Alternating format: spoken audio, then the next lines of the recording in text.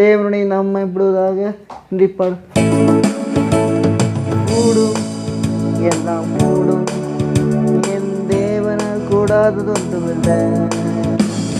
கூடும் எல்லாம் கூடும், அவர் வார்த்தையால் கூடாதது ஒன்றுமில்லை.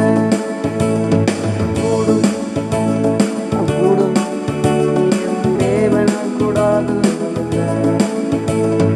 கூடும் எல்லாம் கூடும், அவர் வார்த்தையால் கூடாதது ஒன்றுமில்லை.